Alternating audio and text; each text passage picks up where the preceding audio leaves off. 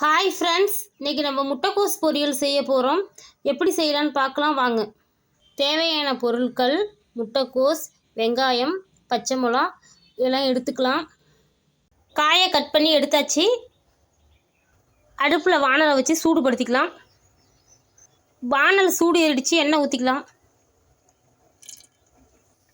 எண்ணெய் சூடு ஏறிடுச்சு, நம்ம கடுகு, கடலைப்பருப்பு, உளுத்தம்பருப்பு எல்லாம் சேர்த்துக்கலாம்.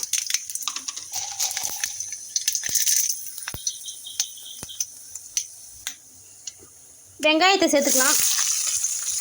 நல்லா மிக்ஸ் பண்ணி விட்டுக்கலாம். பச்சை மிளகாய் சேர்த்துக்கலாம்.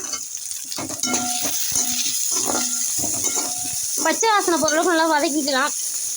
நல்லா வதங்கிடுச்சு. நம்ம கட் பண்ணி வச்சுருக்க முட்டைக்கோஸை சேர்த்துக்கலாம்.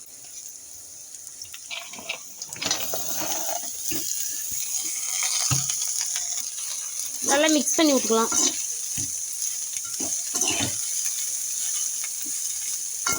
காயில் தண்ணிலாம் ஊற்றணும் தேவையே இல்லை. காய் வேக வேக தண்ணி தானாகவே வந்துக்கிட்டு இருக்கும். நம்ம மூடி ஒரு 5 நிமிஷம் வேக வச்சிடலாம். திறந்து பார்த்துடலாம். காய் வெந்துருச்சு.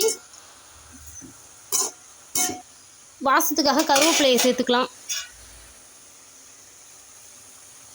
சூப்பரான சுவையான முட்டைக்கோஸ் பொரியல் ரெடி ஆகிடுச்சு. எங்கள் வீடியோ உங்களுக்கு பிடிச்சிருந்தால் லைக் பண்ணுங்கள், ஷேர் பண்ணுங்கள், கமெண்ட் பண்ணுங்கள். மறந்துடாத சப்ஸ்கிரைப் பண்ணிவிடுங்க.